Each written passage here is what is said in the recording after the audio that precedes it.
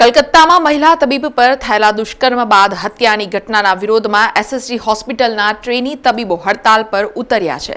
દુષ્કર્મ બાદ હત્યાની ઘટનાના વિરોધમાં આજે મહારેલી પણ યોજાઈ હતી। કલકત્તાની મેડિકલ કોલેજમાં મહિલા તબીબ પર થયેલા દુષ્કર્મ બાદ હત્યાના વિરોધને લઈને સમગ્ર ભારતભરમાં રોષની લાગણી વ્યાપી છે। ઠેર ઠેર વિરોધ પ્રદર્શનો થઈ રહ્યા છે। આજે મધ્ય ગુજરાતની સૌથી મોટી સયાજી હોસ્પિટલના નિવાસી અને ટ્રેની તબીબોએ હાથમાં બેનર પોસ્ટર સાથે વિરોધ પ્રદર્શન રેલી યોજી ન્યાયની માંગ કરી હતી। આ રેલી સયાજી હોસ્પિટલના સમગ્ર પરિસરમાં ફરી હતી। મહિલા તબીબની હત્યાના વિરોધમાં ઓપીડી કાર્ય બંધ રાખી હડતાલની જાહેરાત ટ્રેની અને નિવાસી તબીબોએ કરી છે।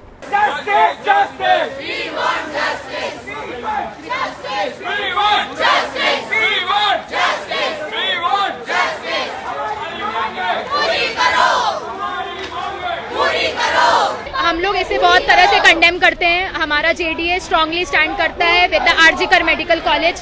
ये कंडीशन, ये सिचुएशन आज हुआ है, आज के बाद दोबारा नहीं होगा। ऑल इंडिया की स्ट्राइक से ये कंफर्म हो जाता है that all doctors stand in unity with RG Kar medical college. That girl has to be served justice after this heinous crime. Those people can't be masked, can remain behind the mask. We want justice. All Gujarat જેડીએના સપોર્ટમાં Baroda medical college અને બરોડા જેડીએ બધી emergency સેવાઓ બંધ કરી આખા ગુજરાતમાં elective services ચાલુ રાખીએ છીએ અને શાંતિપૂર્ણ એક આંદોલન લોકલ લેવલે અને રાષ્ટ્રીય લેવલે સુરક્ષામાં વધારો થાય અને દરેક મહિલા સુરક્ષિત અનુભવે એના માટેનું અમારું કે જે પ્રોફેશનમાં છોકરીઓ આવે છે વધારે માત્રામાં એ પ્રોફેશનમાં સેફટી તો હોવી જ જોઈએ, તો એના માટે અમારી માંગણી છે। બસ બરાબર છે। રાત્રે રોડ પર બહાર નીકળું એટલું જ નહીં, રાત્રે રોડ પર બહાર નીકળું કે દિવસમાં રોડ પર બહાર નીકળું, મારા દેશમાં હું ક્યાંય પણ બહાર નીકળું અને જ્યારે હું સેફ કરું ને એને ઇન્ડિપેન્ડન્ટ કહેવાય। કોલકાતાની મેડિકલ કોલેજમાં બનેલી દુષ્કર્મની ઘટનાને પગલે તબીબો હડતાલ પર ઉતર્યા છે, જેમાં વડોદરા શહેરમાં આવેલી મધ્ય ગુજરાતની સૌથી મોટી સયાજી હોસ્પિટલમાં પણ તબીબો હડતાલ પર ઉતર્યા છે, જેને લઈને સયાજી હોસ્પિટલમાં સારવાર માટે આવતા દર્દીઓ તથા તેમના પરિવારજનોને ભારે હાલાકી ભોગવવી પડે છે। હા, તકલીફ પડશે। જે મેઇન ડૉક્ટરને બતાવવાના હતા ને એ મળ્યા નહીં, હવે બીજા ડૉક્ટર પર ભરોસો રાખીને દવા લીધી છે।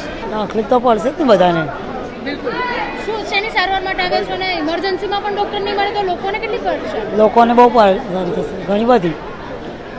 કારણ કે જે લોકો ખાલી હાથ પગ દુખાવા છે એ બધું છે તો મેડિકલમાંથી ગોળીઓ લઈને ચલાવી લેશે, પણ જે લોકોને બહુ જ ખાસ ઇમરજન્સી છે એ લોકો તો તકલીફમાં હશે જ ને। તકલીફ વધારે પડવાની મેડમ। શેની સારવાર માટે આવે છે? મારી ભત્રીજી છે, પેટમાં દુખે છે એને, એટલે સોજા જેવું બતાવ્યું છે, એડમિટ કરવાનું કહેતા હતા। એ સમયે હું કંઈ પણ લાઈન નથી આવી એટલે એડમિટ નહોતા થયા અમે, એટલે શુક્રવારનું કીધું હતું, દવા ગોળીઓ આપી હતી। ત્યારે આ મામલે સયાજી હોસ્પિટલના સુપ્રિન્ટેન્ડન્ટ રંજન અય્યરે પ્રતિક્રિયા આપી હતી અને અમે હડતાલ પર ઉતરેલા તબીબોને સમજાવી રહ્યા છે, તકલીફ તો પડશે પણ અમે વ્યવસ્થા કરી રહ્યા હોવાનું પણ જણાવ્યું હતું।